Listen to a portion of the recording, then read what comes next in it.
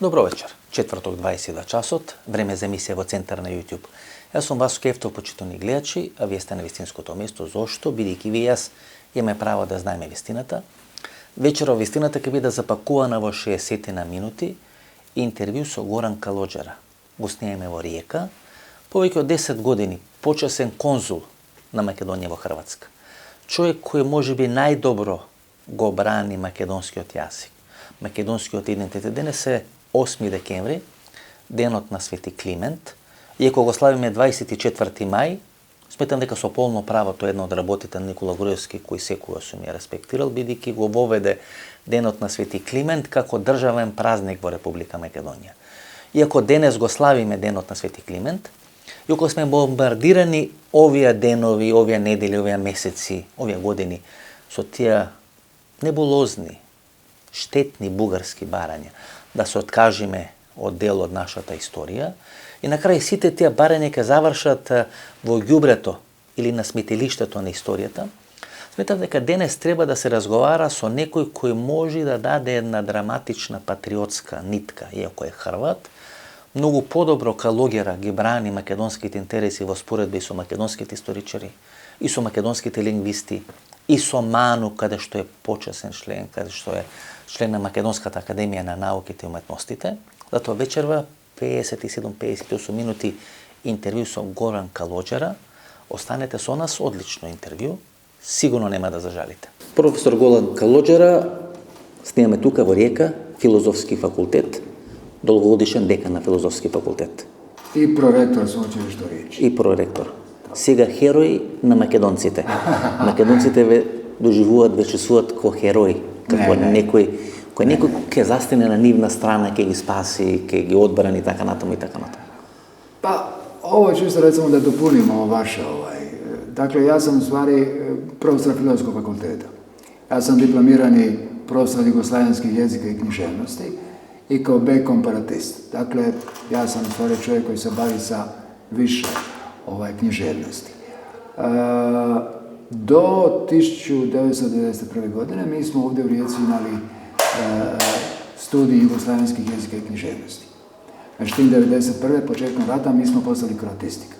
Tako da sam se ja prebacio na kroatistiku, a 10 godina prije toga, od 1980. do 1990. ja sam predavao makedonski jezik i književnost našim studentima. Dakle, jedno 10 generacija je odslušalo makedonski jezik i književnost tuka. U Rijeka. U Rijeci, da. I mnogi od njih su kao svoje diplomske radnje uzeli makedonsku književnost. To u ostalom sve zabilježeno u mojim knjigama. Река беше центар, условно речено, на македонистиката, на македонскиот јазик, на македонска традиција тука во Хрватска. И Киро Глигоров, книгата своја ја промовираше тука во Риека пред еден огромен аудиториум. Така да ние на Риека гледаме со голема симпатија. Риека, тука околината црквеници и децата бегалци доаѓа од Егејска Македонија. Постои Риека као град и она има recimo свој, око себе има recimo manje općine, ne? A sve to skupa je Primorsko-goranska županija. Ja sam se 1990. uključio rad Ilindena. To je makedonski kulturni klub ovdje u Rijeci. I onda se upoznao sa lokalnim Makedoncima koji su čuli da ja predajem na ondašnjem pedagoškom fakultetu makedonsku književnost i jezik i došli su me pitati da li bih ja njima malo u klubu pomogao oko predavanja, izlaganja i tako dalje. Mi smo se jako dobro neki način skompali i postali smo dobri prijatelji do dana današnjeg. Tako da sam ja jako učestvovao u radu Ilindena i mnogo im pomogao da se uklope. Вие сте од 2003 година почесен конзул на Македонија. Ja sam 2003. 2003 godina. Konzul, da. To je isto bilo prijedlog lokalnih Makedonaca ovdje u Rijeci, koji su me predložili za počasnog konzula, ali mislim da su onda tražili mišljenje svih drugih društava u Hrvatskoj i kad su oni složili, onda je išao prijedlog na skupštinu ili na sobranje, kako se to već zove kod vas i tako dalje, i ja sam bio izabran. To je vreme na Branko Crvenkovski. Ja pretpostavljam da. S obzirom sam se s njim susreo 2-3 puta, mislim da to je bilo njegovo vrijeme. I onda sam obnašao tu dužnost, mislim jedno 15 godina. 15 godini, počeo konzul na Makedoniji. Сега не сте. Molim? Sada više niste. Ne. Nisam, ja sam bio počasni konzul ovdje na moje veliko zadovoljstvo. I mi smo tu uspjeli napraviti puno toga, pogotovo na prosvjetnom, kulturnom i znanstvenom planu. Ja sam kao počasni konzul inicirao na neki način i osnivanje lektorata makedonskog jezika u Rijeci, jer sam onda bio na funkciji prorektora. Ako ste prorektor za nastavu jednog sveučilišta, onda imate više moćine. Prema tome, moje djelovanje kao počasnog konzula nije bilo na polju ekonomike, ni na području ekonomske financije i tako dalje. Ja se u to nisam razumio. Ja sam tjerao kulturu i znanost. I mi smo u moje vrijeme potpisali ugovore sa sveučilištem u Bitoli, sa sveučilištem u Štipu, sa sveučilištem u Skoplju i sa sveučilištem u Tetovu. Dakle, sva 4 državna makedonska sveučilišta. I fantastično smo surađivali. Mi smo pokrenuli simpozij koji se zvao Simpozij Hrvatsko-makedonske kulturne književne veze. Gospodine Kalođera, vi stanahte Makedonec na kraj. Vi ste postali Makedonac na kraj. Da. I ko je pogolen Makedonec? Vije ili Krleža? Pa mislim da je on veći Makedonac od mene, on je stvari prvi Makedonac. Miroslav Krleža. Miroslav Krleža je prvi Makedonac. Naime, Miroslav Krleža je kad smo bili došli, kad je dobio onu nagradu stručnih večeri, kad smo bili došli Gane, Todorovski, Popovski, cijela ekipa i tako dalje, onda on njima rekao, gospodo draga, ja sam postao Makedonac 1913. Kad sam bio kao mladi vojnik Austro-Ugarske dole u vrijeme Bregalničke bitke. Veli, ja dođem u jednu sredinu, sve oko mene srpski oficiri, srpska vojska, ja govorim njima, čekajte, ovdje narod govori jedan drugi jezik. Ovo nije Srbija, ovo nije srpski jezik. Ne. Prema tome, on je prvi otkrio tu posebnost Makedonac u ono vrijeme i tako dalje, a da ne govorim kasnije, kakve je on krasne eseje pisao u Makedoniji, čak je u svojim romanima ubacio neke likove, recimo iz makedonskog života i tako dalje. On je sa jednim čuvenim makedonskim povjesničarom umjetnosti obašao cijelu Makedoniju i tu postoji njegovi zapisi iz Makedonije. On je bio veliki, da se razumijemo, on je bio veliki prijatelj Makedonaca. I čak je, mislim, u određeno vrijeme radio na pomirenju mladih makedonskih pisaca treće generacije koja je bila u sukobu sa Centralnim komitetom Makedonije i tako dalje, jer su tražili neke nove poglede na književnost. I on je tu posredovao. To je bilo dosta ozbiljno. Tako da je sredio situaciju, tako da se to na neki način mirno sredilo i ti mladi ljudi koji su onda bili Kletnikov, Popovski, Đuzel i tako dalje, oni su naravno krenuli pisati jednu poeziju koja više nije bila socrealistička. Jer oni su rekli, socrealističke poezije je dosta, dolaze neka nova vremena, treba pisati o nekim novim temama i motivima. To može biti, ondašnjoj vlasti nije odgovaralo, ali tu je Krleža posredovao. Tu je Krleža. Od kada je ta bliskost na Hrvatite i Makedoncite, znate? Vrlo rano. Od glagoljaškog razdoblja, ja bih rekao. Od glagoljaškog razdoblja, ja bih rekao. Jer vi imate glagoljaštvo koje se razvija i u Makedoniji, ali i u Hrvatskoj. Dakle, nakon propasti Moravske misije, dakle, nakon propasti svetih Ćirila i Metoda. Jedan umire u Rimu, drugi u Moravskoj. Onda germansko svećenstvo tjera te učene ljude, diljem Makedonije. Oni diljem Europe. Oni vladaju glagoljaškim pismom. I vrlo su educirani. I kao pismeni ljudi, i kao pisci, i kao prevoditelji, i kao svećenici. Neki od njih završavaju tu dole na trgu robova u Veneciji.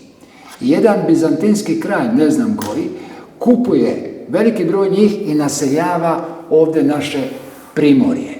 Dakle, uz Kvarner i tako dalje. Tu su naseljeni po tim otocima. Zato ti otoci ovdje u Primorju imaju veliki broj glagoljaških spomenika. U isto vrijeme, ovi koji ne bježe koji su se uspjeli spasiti, bježe prema Bugarskoj. Vodi ih Kliment Ohridski, kažem Bugarskoj, jer onda postoji Bugarska kneževina, kasnije Bugarsko carstvo.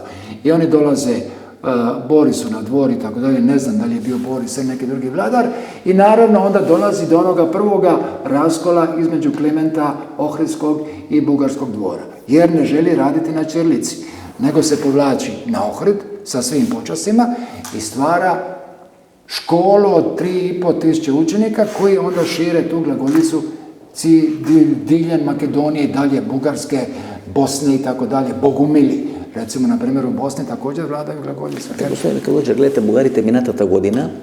Koja godina? Prošle godine. Da, минатата година. Тие го прогласува 24. мај. Да. Како ден не на се словенската писменост, бидејќи ние никош во Македонија не сме рекле дека 24. мај е ден на македонската писменост.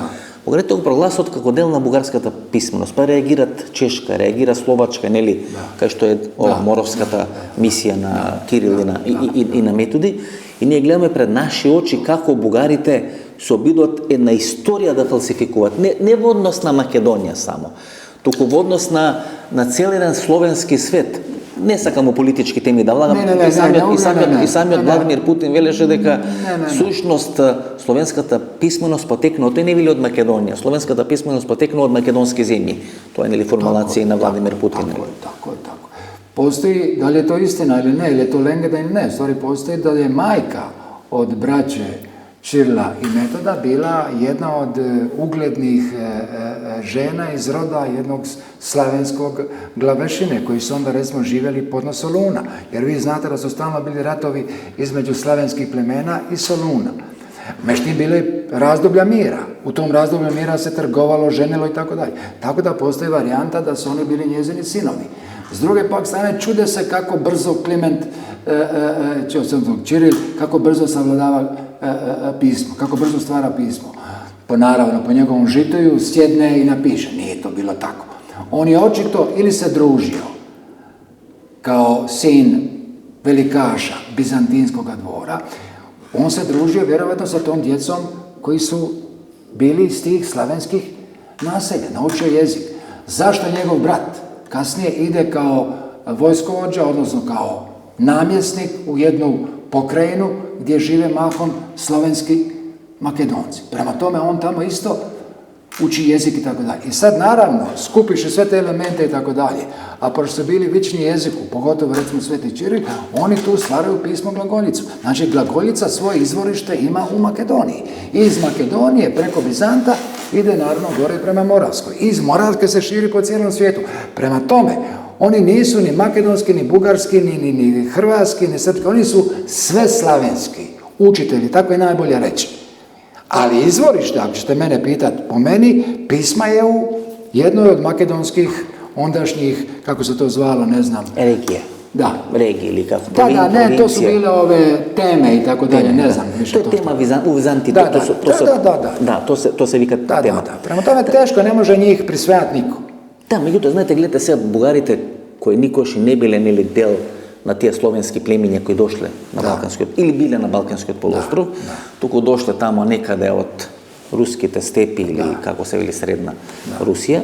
Сега денес бугарите ќе бидат татко и мајка на словенската писменост. Не се сидином јас се обидам нели историјата да не име наметно на гостите кои се надвор од Македонија. Меѓутоа, во една абсурдна ситуација, нели? Ние сме учели историја сите, западни, источни, јужни Словени, сме учели дека бугарите се асимилирани кога доаѓаат тука на Балканскиот, за разлика од маđарите кои го асимилира словенското население во Панонија, бугарите всушност се словенизирани. Gledajte, to su malo teška pitanja, od toga recimo ja nisam baš sad stručan za te stvari. Ali mislim, vidim da vas malo muče Bugari. Ja sam uvijek govorio, i govorim dan danas, a to je da Makedonci i Bugari, koji Srbi ostalom, pa i Grci čak, imaju određenih razdoblja prožimanja svojih povijesti. Dakle, u određenim razdobljima oni se susreću. Da li to završava dobro ili loše, teško je reći, ali tih prožimanja ima, tih dodira ima. Bilo ih je u srednjem vijeku, bilo ih je u 19. stoljeću, bilo ih je u 20. stoljeću. Jer, prema tome, meni uopće nije jasno zbog čega tolika ta želja za, recimo, ovladavanjem nečega što nije tvoje. Dakle, zašto ne bi mogli živjeti u nekakvom miru i slozi, što ja znam, i Bugari, i Makedonci, tako da. Što je makedonsko je makedonsko, što je bugarsko je bugarsko. Како велат? За да може да завладеете одредена територија, вие треба да ја смените историјата. Наравно. Треба јазикот да го смените. Да смените идентитет, инаку што ќе ви е територија, нели? Има територија во Африка, има територија во... To je meni jasno. Ma to su vam to se procesi, знаете, кои се случат изминатите 150 годините, една одлична формулација, кај што велите македонците не си ја познаваат својата историја. Ma kako ne? Да, видите, то употребljavate. Ne. Gledajte ovako. Da Makedonci dobro poznaju svoju povijest, mnogo toga se, ovo što se događa danas, ne bi događalo. Da su vaši politički vođe bolje povijesno obrazovani, da poznaju makedonsku povijest, onda ne bi dozvolili ovo što se događa. Međutim, oni o tome nemaju pojma. Da se razumijemo. Nemaju pojma. Dakle, ja kad sam počeo se baviti makedonistikom, onda nisam samo čitao literaturu. Dakle, ja sam morao, kao književni povjesničar, ući u određeno razdoblje. Da biste vi valorizirali, shvatili određene ljude, pise i tako dalje, onda morate poznavati vrijeme i prostor. Prema tome, ja sam čitao masu povijesti, književnosti, makedonskog, bugarskog, što ja znam, svjetske enciklopedije i tako dalje, da bi donekle izanalizirao situaciju. Jer svaki pjesnik proističe iz svoga vremena, a u tom vremenu se nešto događa. Kao ovo, sad sa Vapcarovem i Sionama i tako dalje. I sa Racinom ostanom. Pa logično je da se ovo što se događa, da je posljedica brutalnih za Makedoniju situacija u njezinoj povijesti. Ona je zemlja i narod koji su najgore prošli od svih slavenskih naroda. Premda se neki neće složiti dole u Makedoniji da su oni slavenski narod. Da, ima Makedonci koji smeta дека... To sa Aleksandrom Makedonskim, to je druga priča. To sa Aleksandrom Makedonskim, to je druga priča. До пред 5 години беше срамота во Македонија да се каже дека ние сме Словени. Па она изјава на Киро Глигоров, која дава во Франција, во Париз, пред Елисејската палата, дека ние сме дојдени во 6 век. Тоа беше растурено на социјалните мрежи, знаете, човекот и починат го жигоса, го оцрнија, го направија како дете од Катран, дека кажа нешто што е еротично. Vratimo se mi na bit problema. Sad je recimo najaktualniji taj odnos bugarska kultura, makedonska kultura, bugarska Makedonija i tako dalje. Gledajte, Vladat Jonkova. Ali očito je, gledajte, ja se još kao klinac sjećam, da su recimo te tenzije i te napetosti između Bugara i Republike Makedonije onda uvijek bili. Dakle, one priče koje sam slušao kasnije kao srednjoškolac, da je Racin Bugarin, da je ovaj Bugarin i tako dalje, to se ponovo javlja danas, samo mnogo snažnije. Da, vi reagira. To je druga priča. Reagirali su na Racina. To što se ne reagira, to je loše. To što sam ja, na primjer, prije rekao u našem razgovoru. Da recimo dođe, na primjer, recimo neko iz Srbije, u Karlovac i kaže Karlovac je izvorište srpskog preporoda. Čuti, svi bi rekli čekaj, polako. Ili imamo isto stvar. Mi imamo isto stvar, recimo, na primjer, sa srpske strane. Srbi, kao sam ja bio student i tako dalje, uvijek su shvatali Dubrovnik. Oni nisu govorili o dubrovačkoj književnosti kao hrvatskoj književnosti, nego su govorili kao srpskoj književnosti. Pa čekajte, molim vas, šta Gundulić ima sa srpskom književnošću? Šta Marin Držić ima sa srpskom književnošću? To ste priče. Ali, onda ustane Hrvatska akademija znanosti i umjetnosti. Ustanu književni povjesničari, ustanu jezikoslovci i ljudi, naravno, čim se takva recimo ideja rodi ili se čuje i Srbije i tako dalje, a učestalo se javlja, naši naravno odgovore. I tišina, mir i Bosna, ali naši odgovore. Gospodine Kaludžar, vi imate jedna odlična formulacija kao što velite zaprepastuvački je to makedonsko molčenje, ili kako vi kažete, tu makedonsku šutnju. Tišinu, da. Da, tišina, znači zaprepastuvačka je ta makedonska tišina koja ne je od danas, koja traje 50 ili 6 ili 70 godini, molk okolo ključni temi, sigurno samo tezata da ostanete. Ние сме донесени у ситуација да бираме дали ке молчиме или дали ке одиме кон Европска унија. Значи, ние можеме да ги правиме двата процеси паралелно. Нас никој не тера да ги врегеме или да ги навредоме грците, бугарите и да земеме делови од нивна историја што не е наша. И тоа е пат кон Европска унија. Но да молчиме, доаѓа Јотова во Битола. Да, па то знам, на то сам ја реагирал. Да, пред 10 дена ви пишете Фейсбук доаѓа Јотова вели Битола е центар на бугарската ренесанса и вие правите растро систем. Да, и onda ponovi još da je zbornik braće Milodoneva, da je to bugarski zbornik. Ali gledajte, oni su vrlo lukavi. A stvar je u tome što recimo, moram priznat, to je sve u makedonskoj povijesti književnosti objasnjeno. Bugari se uvijek love naziva zbornika, on se istina zove Zbornik na bulgarske narodne pesme. Ali niko ne zna priču oko toga. Ko skuplja te pjesme? Dimitar Miladinov, Rajko Žinčipov, Marko Cepenkov, Konstantin Miladinov je u Moskvi, studira i tako dalje, oni njemu šalju te zapise, pa ne idu oni po Bugarskoj, oni idu po Makedoniji, oni idu po Kukušu, Strugi, Velesu i tako dalje, zapisuju te pjesme i te pjesme ulaze u zbornik. Sad je Peter Strossmayera i tu je Strossmayer napravio strašnu grešku, ali nije ni on bio kriv, nažalost. Jer u ono vrijeme Makedonije kao države nije postojalo. A osim toga, sam pojam makedonski za Strossmayeru je mirisalo na grcizam i on je automatski to odbijao. Prema tome nije bilo nikakve šanse da se tom zborniku da ime zbornik makedonskog naroda. Premda ja osobno, izučavajući Konstantina Miladinova, vidim da je on želio da se zbornik zove tako. Međutim, njemu ni Rački, ni Strossmayer to na jedan lijepi način nisu dozvolili. Osim toga, zašto on kupuje, 50-ak pjesama od Bugarina Čolakova? Što mu je to trebalo? Pa ovolika je to zborčina bila, što mu je trebalo još 20-30 listova od Čolakova? Zašto? Da bi dao legitimitet zborniku, da bi se mogao zvati bugarski. Ali, gledajte, ovo što ja govorim, sad ću reći, gledaj, govori beda stoči. Vi u Makedoniji, u moje vrijeme, kad sam bio u puno snazi, ne sad, vidite sam da zaboravljam puno toga, postojali su vrsni folkloristi. To su profesori makedonske usmene književnosti. Dakle, usmena predaja. I oni su naravno izučavali taj zbornik. Ne jedan, nego njih 50. I svi se složili da je od tih 800 pjesama 600 i nešto makedonskog. I Struge, Prilepa, Strumice, Pitaj majku Božju gdje i tako dalje, a da ih je negdje 20% bugarski. Pa ako tu postoji logika da se ne može zbornik koji do 800 pjesama ima 6 makedonskih i recimo 70-ak bugarski zvat bugarski, onda ja ne vidim. Dobro, gledajte, gospodin Kalučara, izlagi o to veli, Bitola je centarna bugarskata renesansa. Vije poznavate li bugarska renesansa? Ne, nema bugarska renesansa, kao nema ni makedonske renesanse. Ne. Oni počinju sa preporodom kao i svi Slaveni u ostalom. To je 19. stoljeće kad dolaze nacionalnog buđenja. I kod Makedonaca, i to vrlo intenzivno. I to je evidentirano u literaturi. I kod Bugara, i kod Srba, i kod Hrvata naravno.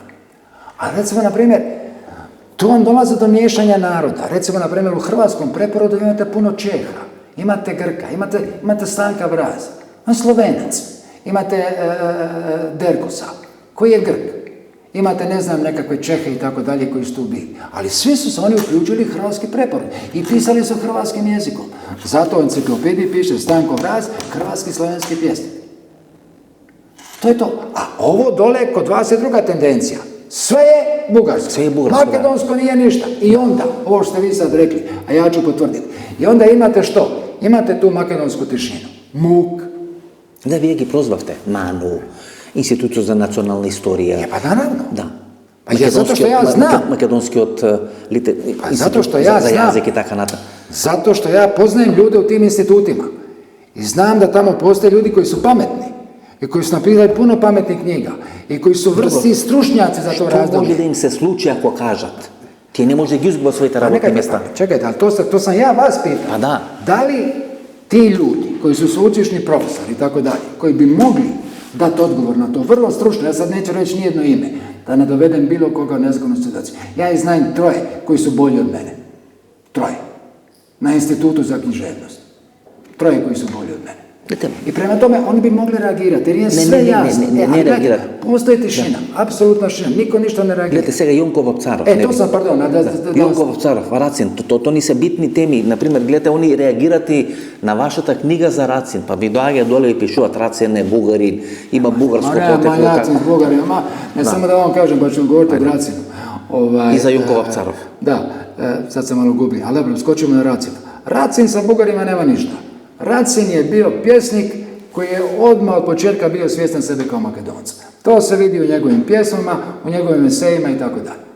To je kod njih bilo jasno. Osim toga on, kad se družio sa Hrvatima, on je bio 7-8 puta u Hrvatskoj, prije tiskanja zbirke Bijeli mugri, družio se sa Kaštelanom i tako dalje, sa cijelom elitom, ondašnjom lijevo orijentiranom komunističkom Hrvatskom. Jer su Hrvati sakupljali ta crvena pomoć i njemu financirala dio te zbirke Bijeli Mugri. Da, i naravno govore o mladom Makedoncu. Jure Kaštelan ima prekrasnu priču, družio se s tim mladim Makedoncem, uživao sam slušajući kako mi priča o svojoj Makedoniji i tako dalje. Pa je bio svjestan sebe Makedonca, a jadan, mlatili su ga svi. Mlatila ga je srpska policija, mlatila ga je hrvatska policija, ne toliko, mlatila ga je bugarska policija. Doslovce su ubili Boga u njemu.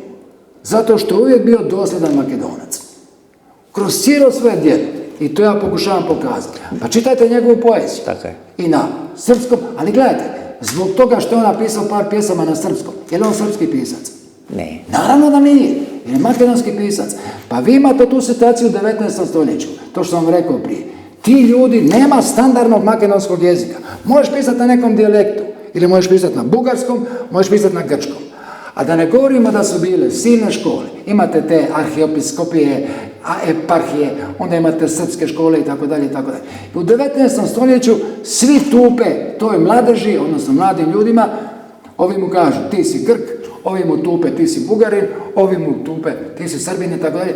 I ti će se razviti nacionalni svijet. Gdje? Kamo? Kuda? Idu na fakultete. I onda Grigor Prlić dobija prvu nagradu među grčkim pjesnicima. Zovu ga drugim Homerom. Defteros Homeros. Dakle, možete zamisliti kako mi je jednom mladom Makedoncu, kako je on vladao grčkim jezikom, da je dobio prvu pjesničku nagradu. I sad šta je on? Pa naravno, dijelom svoga opusa pripada grčkoj književnosti. Naravno. Sa Skenderbekom, naravno. Ali je, kad čitate njegov opus, kao kad čitate opuse svih tih pisaca 19. stoljeća, koje su recimo za Bugari i tako dalje, onda vidite da oni pjevaju. Koje su njihove teme i motivi? Makedonija. S čemu pjeva u Tugi za jug Konstantin Miladinović? Što on pjeva u Sofiji? Struga, Prilep, Kuku, što hoću vidjeti? Pa što ne piše hoću vidjeti Sofiju? Ili Stara Zagora. Ma, ajde, bogati. Da. I šta sad? Pa najlakše je to tamo samo brat. I sad Cara. Bio je tamo, sad je bilo oko njega gužva. Da, sjega beše. Pa naravno, čovjek izdaje jednu zbirku i napiše na bugarskom. Ok, pripada i bugarskoj i makedonskoj književnosti. Ali je bio Makedonac. I šta sad? To su takozvani dvodobni pismi. Postoje po cijelom svijetu.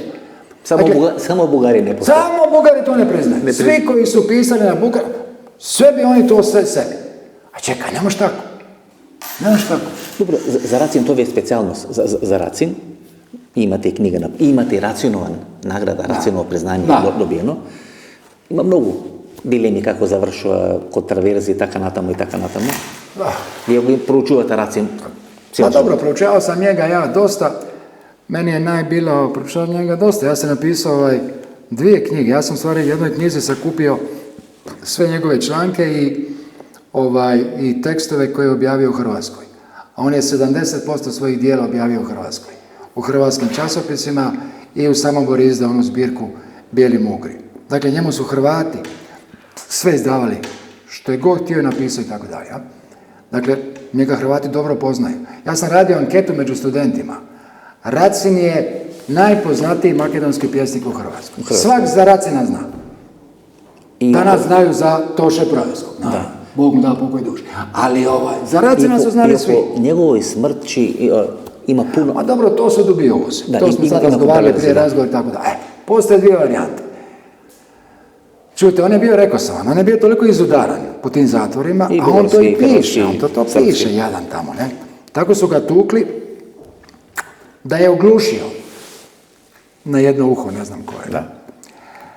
Što ja ne znam zašto, njemu recimo to je stvarno sad, njemu recimo ta oslobodilačka makedonska vojska, odnosno partizani u Makedoniji, njemu nisu nekako puno vjerovali, to meni nije bilo jasno zbog čega. Tako da on, kad je izašao iz zatvora, on je često morao moliti da ga prime u partizansku jedinicu. I onda su mu dali zadatak da radi u onoj skrivenoj zemunici gore na planini Lopušnik i da radi na izdavanju ovoga biltena za potrebe rata i tako dalje. I onda ide priča da je on jedno večer otišao u selo, dole, i da se vraćao. I da je ovaj stražar koji je bio vikao 3 puta stani, stani, stani. I da on nije čuo i da je ovaj pucao. I ubio ga. E sad, ne kažem ja da se to nije moglo dogoditi. Može biti, pa imate masu slučajeva. Ja kad sam bio u vojsci, jedan vojnik je ubio čovjeka koji je bio pijan pa je išao preko žice. Znači, može se dogoditi. Ali s druge strane, imate nekakvih indikacija da on baš nije bio omiljen među tim ondašnjim rukovodećim strukturama, političkim, vojnim strukturama i tako dalje. Premda naravno svi pišu da on bio veliki talent i tako dalje i tako dalje. I mislim da su i Kiro Gligorov i Lazar Koliševski ono vrijeme lijepo pisali o njemu. Meni je ta smrt malo sumnjiva. Meni je ta smrt malo sumnjiva i ja čak i smatram može biti lako da je ubijen. Zbog ko zna kakvih razloga. Jer očito nije odgovarao. Imate vi neki razgovori su velešeni su... A dobro, to sad vi mene uvučete da ja kažem. Pa ja mislim da on nije bio siguran da će to u nekoj državi Makedonci imati baš onu nezavisnost i slobodu koju su zaslužili. On se uvijek strašio da bi to mogao biti pritisak sa srpske strane. Da. Tako da on nekim svojim razgovorima i tako dalje govorio o nečemu što bi moglo biti kao nekakvo odcepljenje Makedonije i tako dalje. Što ono vrijeme bilo jako opasno. Dobro, su neka lučara. Od strana, od rijeke, 1000 km od Makedonije, gdje gledate, работите, što sakrat Бугарите? Evo, ja sam idom da definiram što saka, знаете, Бугарите, i ne možem, i nikoš ne sam siguran дека sam došao do точно за што според вас сакаат бугарите, бидејќи ова веќе прераснува во една хистерија на која не се гледа крај. Odmah se moramo не мислам политички. Ne, ali moramo se odmah to ugraditi. Recimo, napravo, ja apsolutno ništa nemam protiv bugarskog naroda. Apsolutno ništa. Ja cijenim bugarsku književnost i solidno je poznajem i tako dalje. A šta oni žele? Sreća je što ste ušli u NATO. To je velika sreća. Premda ja puno do NATO ne držim, ali nije loše biti pod NATO-ovim kišobranom. A Makedonija je ulaskom u NATO očuvala svoje granice. Očuvala granice. Da se razumijemo. To je sad, vi ste sad članica NATO, je li tako? Je. I tu ste sačuvali svoje granice. Međutim, imate nevjerne susjede. Ja sam uvijek rekao i pisao u svojim knjigama, to ne mogu poreći, da Makedonci u svom susjedstvu nikad nisu imali prijatelja. Ko je vama prijatelj u vašem susjedstvu? Ko? Skoro nikoj. Pa ja vama postavljam pitanje, vi meni recite. Skoro nikoj. Mi govorimo na službene politike. Naravno da među narodom, među pisima, kulturnim radnicima, intelektualcima postoji naravno jedna srodnost. Ko što smo mi uspostavili recimo tu srodnost sa makedonskim intelektualcima u Makedoniji. Jer smo postali prijatelji. Tako naravno postoji prijateljstva makedonsko-srpska, makedonsko-bugarska. Postoje prijateljstva, moraju biti. Uvijek ima pametnih ljudi koji između sebe moraju stvarati te mostove kulture i suradnje. One moraju biti. Znači nema. Sve je stvar u razgovoru. Ali postoje te političke elite koji uvijek gledaju nekakve svoje interese. Сега je burno vreme, знаете. И то, бидејќи познаете бугарската литература, а одлично позната македонската литература, македонците, бугарите денес не се разбират. Posebno Bugarite od Dobruče, od Varna, ne znam, tamo od Crното more. To vam ne znam, jesu pitanja to. Da, nije, mnogo teško ги разбираме. Например, ajde da ne ги земам Хрватите, за пример, Црногорците, Босанците, Србите, многу полесно се разбират на јазикот што го говорат, колку ние денес со бугарите. Јас не можам да снимам интервју со бугарски политичар и да го пуштам без да го имам иститлувано од оздола. Бидејќи половина од македонците, ако не и 90%, нема да разбира што се разговара. Што се случи? Гледате, те главната битка ја насочуваат кон две имиња во изминатите 20, 30, 40 години. Имате Блаже Ристевски, кој го нарекуваат лаже, без Б, лаже, Ристевски да лаже, значи да не зборува вистината. И вторите Блаже Коневски, нели? Му пишува песни Джуджето од Небрегово и така натаму и така натаму. Čekajte, polako, prvo da odgovorim na ovo. Dakle, razumijem ja ovo što vi hoćete reći. Što tiče, recimo, Blaža Ristovskoga, on je jedan od najvećih makedonskih povjesničara, što se mene tiče. On nije nikakav lažac, niti recimo čovjek koji je mijenjao historiju. Ja njega dobro poznajem, poznao sam ga. Вие сте член на МАНУ. Тоа заборавивме на гледачите да кажем. Да, говорим о човеку. Вие сте член на МАНУ. Ali imate i Katađijeva, koji se odlično piše o makedonskoj povijesti. Odličan pisac, historičar. Imate Mitka Panova, ovu mladu generaciju historičara koji su odlični. Dakle, oni se puno tu ne razlikuju. A Blaže je pisao kako je pisao. Može biti da je nekad neke stvari, može biti da negdje pretjeruje i tako dalje, u biti on je dobar historičar. Kao recimo, na primjer, Blaže Konevski. Blaže Konevski je za mene bio pojam makedonske kulture, pismenosti jezika. Premda je prije njega makedonsku gramatiju napisao Krum Kepeski, čini mi se. Krum Kepeski. Ali čekajte, Blaže to naravno nije napravio sam. Postala je cijela ekipa koja je radila s njim tu gramatiku. I trebalo je napraviti, jer je jezik trebalo normirati. Jer ako jezik ne stavite u nekakve strukture, zakone i tako dalje, on divlja. On je to napravio. Ma tri kodifikacije imat Bugarite. Bugarite ima tri kodifikacije do svoje istorije. Go zimat ona istočno govorno jazična struktura koja je dobro uđa tamo. Zato makedoncite i negi razbirat Bugarite, bidike Bugarite go zimat istočno govorno. Sad se vraćamo sad se moramo vratiti na Misirkova, koji je osnov svega. Misirkov je bio najpametniji od svih. On je točno rekao, ako ćemo napraviti jezik, kako ćemo ga napraviti? Uzimat ćemo centralne makedonske govore koji se naravno razlikuju od svih ostalih. I tako je napravljeno, Blaže je tako radio. Centralni makedonski govor, Ohrid, Struga, Prilep i tako dalje. Centar Makedonije. Pa ni ja na Facebooku ne razumijem kad me neki Bugarin piše najbolje. Da se razumijem. Ja se moram dobro potruditi da vidim što on piše. Da razumijem. Ali Blaže... I to se konfliktite od crkvata. Голем дел на македонците не разбира во бугарската екзархија што се говори, што се кажа. Например, исто кога Гоце Делчев што беше нели со грчката црква во Колкуш и така, тоа се ама ние знаете ги анализираме од денешна гледна точка работите кои се случиле пред 150 години. Значи она ваша теза дека треба да се вратиме во еден историски контекст пред 150 години. Значи ние мораме да ги видиме некој историски контекст за да можеме да ги анализираме тие луѓе. Не можеме ние од 2022 година да анализираме контекст на Глигор Прличев од 1830 година.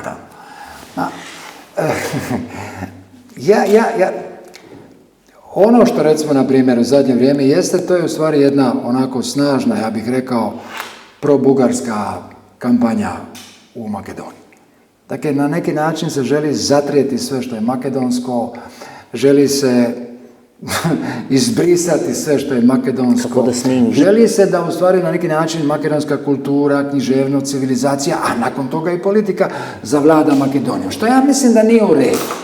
Nije u redu, nije ispravno.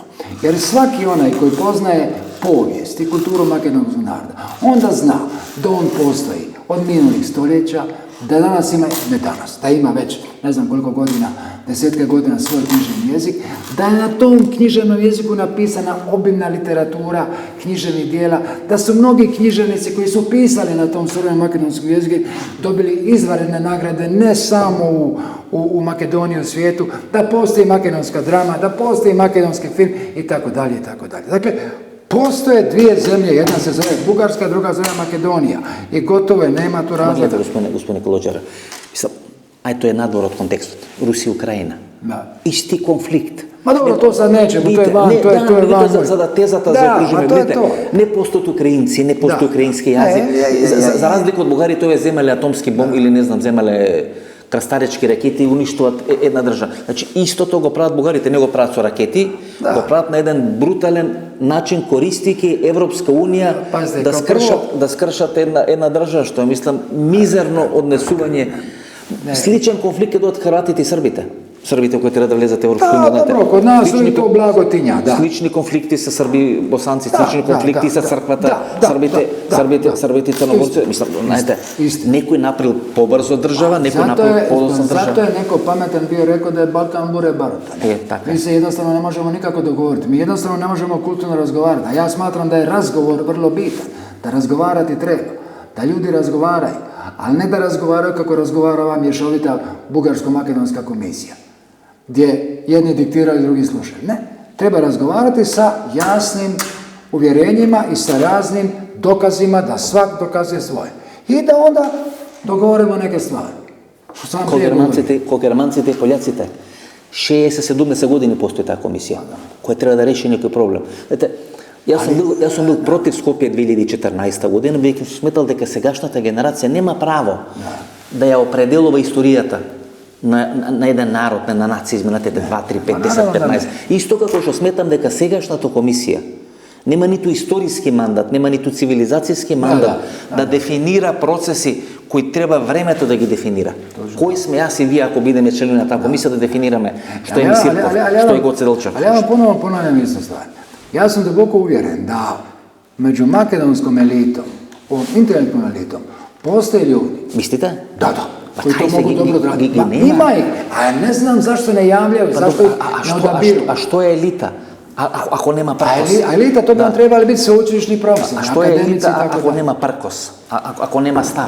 Znači, možemo da se skarame. Zato sam vas ja pitao, da li, ako neki makedonski intelektualac napiše nešto, recimo, na primjer, ova gospođa Jotova, dakle, ona je potpredsjednica, dolazi bi to. Ja, kad sam to pročitao, meni je to bilo šokantno.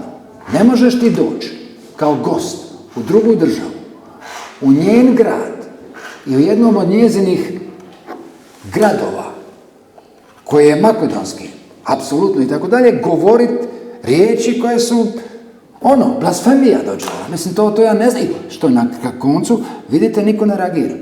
Prema tome, sad vama svak iz bugarske vlade može doći u Makedoniju, govori što hoće. Ovo je moje, ovo je naše, ovaj pisac je naš. Kod vas je živi muk.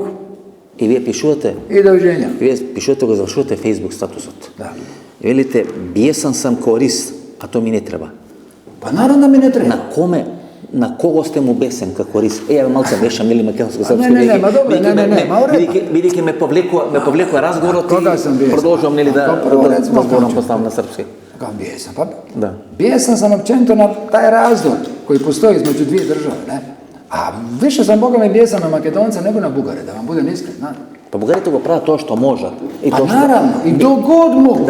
I dok god budu mogli, on će to raditi dok god nema otpora s makedonske strane. Ali ja sam vam prije spomenuo neke ljude, ali sad ih ne želim. Ali recimo, na primjer, imate generaciju, oni koji se javljaju, Nataša Kotlar, Mitko Panov, Ilija Velev, da, onda recimo Katica Čulavkova, on koliko ja znam, ne znam, može biti sam nekoga preskočio i tako dalje, ali nažalost nema ih puno. Ja pratim što ti ljudi pišu, pa ja gledam analize Mitka Panova. On je vrhunski historičar. I on je čovjek koji nastupa s argumentima. Da li u vašem parlamentu, vladi, neko čitate njegove argumente? Sumnjam. Jer čovjek lijepo pobije sve ono što je druga strana rekla. I to lijepo dokaže. I kaže, ne, to nije istina. Pa, znači, radi uzaludan posao. Koga što ga radim ja. Ali koga briga za mene? Ja sam u mirovini. Mogu pisati što hoću. Da se razumijemo. A žao mi je. Naravno mi je žao. Žao mi je makedonskog naroda koji mi je drag, žao mi je Makedonije koju volim, bio sam tamo 10-15 puta u životu, nikad mi nije bilo bolje nego tamo, imam masu prijatelja tamo i uvijek vidim s onima ljudima koji razgovaram tamo da se osjećaju Makedonci.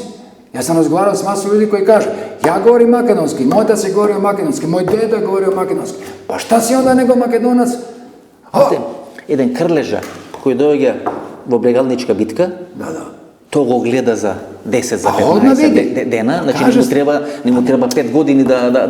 Odmah vidio, pa rekao, ljudi moji, ovo nije Srbija, ovo nije srpski jezik, ovo je drugi jezik. Dovoljno mi je bilo to, ovaj narod nije srpski, gotovo, to je rekao. Ali ste vi zato u svojoj povijesti bili Južna Srbija dugo vremena. Tako je. I tu postoji, a pa da ne govorimo o periodu bugarske okupacije i tako dalje. I tu postoji to sjeme zla, koje se ne zaboravlja. Pazite, ja vjerujem da oni Makedonci koji su izgubili članove svojih obitelji za vrijeme bugarske okupacije, tako je Makedonije, koja je bila, mislim, pazite, to se ne može opovrgnuti. Pa vi kao ja gledate slike, gledate fotografije, gledate filmove i tako dalje. Pa vidite kod koga je bugarski car išao i tako dalje. Dakle, očito je da su bili na strani te fašističke alijanse. I što sad? I sad će ovi koji su, naravno, kojima su ubijeni članovi familije, da će reagirati. Vi ste od Korčula. Ja sam sa Korčula. Da, treba da dojete Italijani, sad da vi reče, vidite, nije ne sme bili okupatori. Da, pa bili su, Italijani su bili okupatori. Vtora svjetska vojna, dojdeme i oslobodihme Hrvatska. Pa da, to ne to. Ma ne, ali to su velike gluposti, znate, to je u stvari na kraju krajeva to ispada kao bezobraznost politike u kojoj se uvlače neki ljudi, koji se jednostavno dadu kupiti. Jer u moje vrijeme, ja govorim o mom vremenu, ja govorim o intelektualcima moga vremena, 90-ih, može biti do 98. 2000. i tako dalje. To su onda Makedonci imali velike jake ljude. Gane Todorovski, Blaže Konevski, Mateja Matevski, Cvetan Grozdanov, Kole Čašule i tako dalje i tako dalje. To su bili elita, mislim, ljudi. I od toga ja sam, što mislim, s kakvim sam ja strahom govorio svoje referate pred tim ljudima. A ja sam mahom uvijek govorio o tim vezama između Hrvata i Makedonaca. Ali mi je zato došao Blaže Konevski, rekao, dobro se govori Kalođera. Došao Cvetan Grozdanov, svaka čast profesora Kalođera. A da ne govorim sa Gane Todorovskim, s koji sam cijelu jednu noć pio i uživo i od njega čuo što nikad u životu nisam čuo. Njega smatram svojim mentorom. Taj čovjek je mene više naučio o Makedoniji nego bilo tko. Dakle, postoji ta, ja moram priznati, postoji ta nekakva intimna povezanost sa Makedonijom. Ja jednostavno tu zemlju volim i taj narod volim. Pa ako ga nekad pretjeram, pa šta sad ima veze? Pa šta sad ima veze? Gledajte, gospodine Kalođera. Ali rijetko ga pretjeram. Gledajte, gospodine Kalođera. Колку били интелигентни комунистите, значи да не ги фалам комунистите, меѓутоа колку били интелигентни. Првите двајца председатели на МАНО, на Македонска академија науки и уметности, е Михајло Апостолски и Блаже Коневски. Едниот кој на бел конј влево у Скопје и вториот кој се смета нели татко на современиот, не на Македонија, на современиот. Jer su bili pametni. Да. Веќе знае дека така се гради држава, така се чува држава и така. Čekajte, ja znam recimo da u Makedoniji mnogi ne vole Kiru Gligorova. Ja se smatram osobnim prijateljem. Ja sam s tim čovjekom bio jedno 10-12 puta. I u njegovom kabinetu, i u Ohridu, i bio sam njegov gost, tako da čuo sam njega vrlo interesantnih stvari. Meni je žao što nisam zapisivao stvari koje mi to čovjek govorio i tako dalje. To ono vrijeme kad se tek stvorila 1991. nezavisna Makedonija i tako dalje, poslije jednoga atentata. Pa ja sam u tu Rijeci promovirao sve njegove knjige.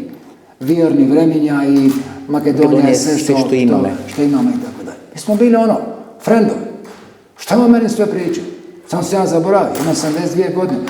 Ovo što ja vama govorim, ja sam mogu reći 10 puta bolje da sam 10 godina mlađi. Ovo je jedno od prvih intervjua za Makedoniju. Pa mislim da je prvi. Prvi intervju za Makedoniju. Nikad ga nisam dao nikome.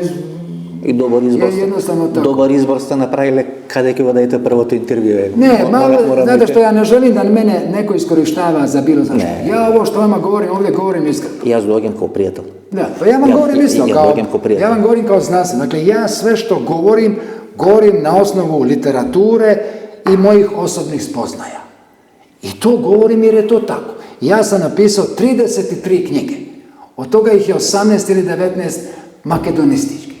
A ne bavim se ja ni srednjim vijekom, ni barokom, ni 20. Ja se bavim 19. stoljećem. Ključno to. Zato što smatram da je to ključ. Svi problemi koji danas vladaju dole na Južnom Balkanu proističu iz neriješenih pitanja u 19. stoljeću. Da se to onda riješilo, a bilo je puno toga za riješiti. Da li su to bili krivi ti makedonski pregovarači? Jer bilo je makedonskih pregovarača, da znate, kad su bili taj berlinski kongres i San Stefanski, bilo je. Samo su očito bili laži ili su bili kupljeni.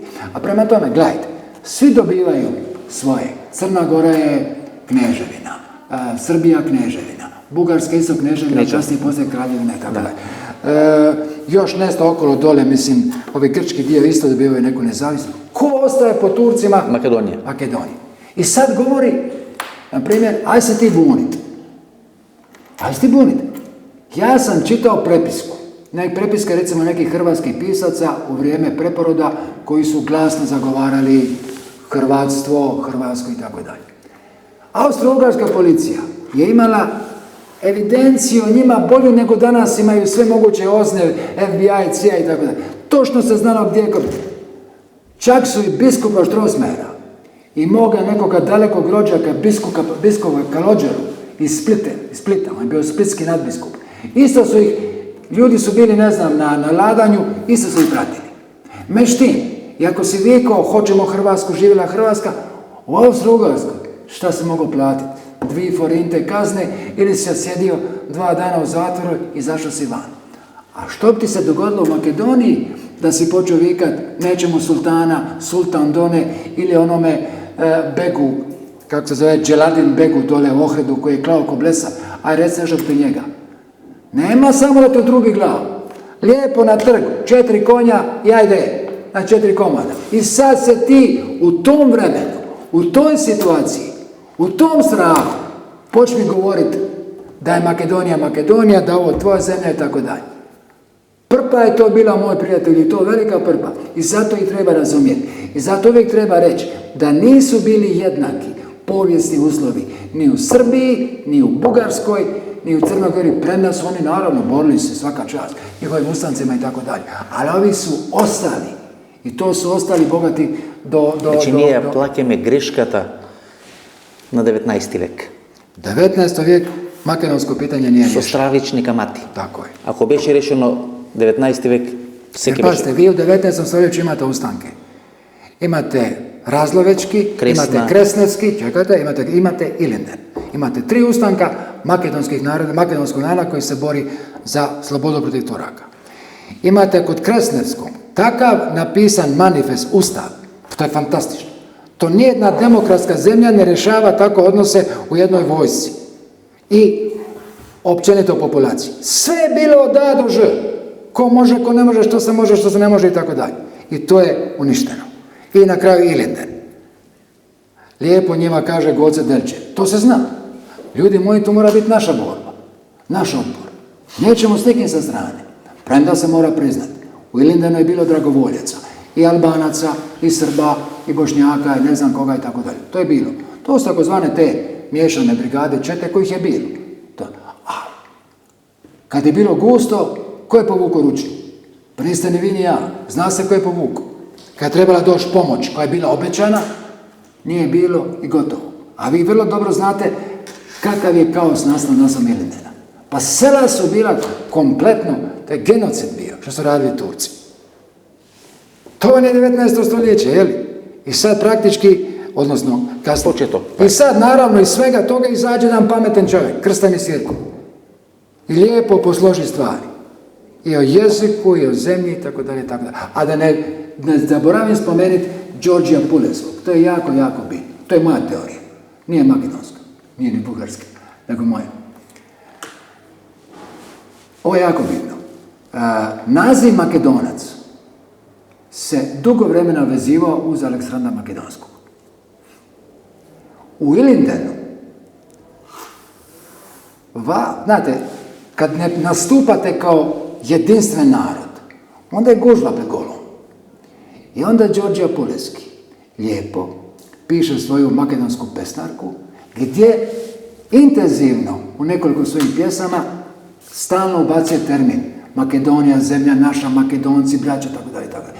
I od Đorđija Puleskog taj termin počinje ulaziti u krvotog makedonskog naroda. A prije toga je Konstantin Miladinov bio od rijetkih Makedonaca koji je bio prvi nacionalno osviješćen. Brat mu nije. Brat mu je šeto. Ko što su mnogi lutali. I Grigor je lutao, i Prlićev, i Cepenkov. Svi su oni lutali. Malo vamo, malo tamo. A on lijepo piše iz Moskve. Mi Makedonci zajedno sjedimo. Onom popu koji ga nešto pita kaže ne, nisam ja Bugarin, ja sam Makedonac. Prema tome, ako je on bio svjestan sebe kao Makedonca, bio je, zašto je onda pristao se zbornik zove bugarski? Fakat je da on to nije htio, jer je znao ko je što je. To je moja teorija, sad neke pobivaju kako hoće.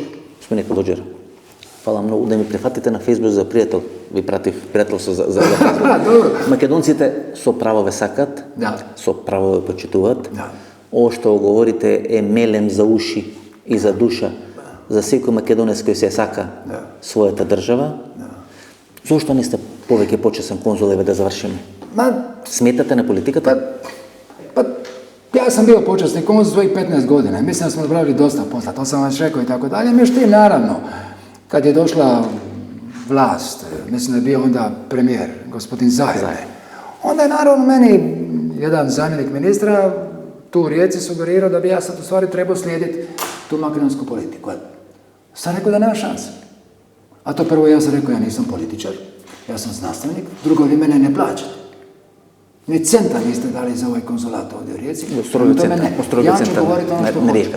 I onda sam vidio da nema smisla. Zašto bih koristio naziv počasnog konzula ako se ne slažem s aktualnom politikom. Onda sam lijepo napisao pismo s obranje, ima tamo pohranjene, možete provjeriti, gdje sam rekao da sam umoran. Umorio se od posla. I hvala, doviđenja. Oni mene razriješili. Nešto umore, ne mi se gledate, naprotiv, mi izgledate дека ste polno so sila i so energija, ostanete taka. Dobro, to sam malo odglumio. Svi govore da su prostori propali glumci, pa sam malo glumio. Nego još hoću jednu stvar reći, s tim mi završio, da se ispričavam vašim gledateljima što ne govorim makedonski. Ja ga dobro razumijem, kao što vidite, ja sam čak i prevodio s makedonskog na hrvatski, ali da tako dobro govorim, da s vama mogu komunicirati na makedonskom, ne. Prema tome to ispričavam se, a znate ko je za to kriv? Makedonci. Zato kad bi god ja došao u Makedoniju i kad bi ja njima rekao, ljudi moji, govorite mi makedonski. Oni su uvijek govorili jednu varijantu hrvatskom srpskom. Ja se uopće nisam trudio. Hvala mnogo sreća. Se gledamo neka следна прилика. Hvala vam. Živi bili. Poštovanje. Ovo беше интервјуто со Горан Калоџер, ова беше емисијата во Центар. Се надам дека уживавте во интервјуто, како што јас уживав доека го снимав на свеучилиштето во Риека или на факултетот, односно универзитетот во Риека, 60 минути, интервју со Горан Калоџера. Ако ви се допадна ова емисија, ново дружење, недела во 22 часот, до недела во 22 часот. Пријатно вечер, Македонијо, каде да си?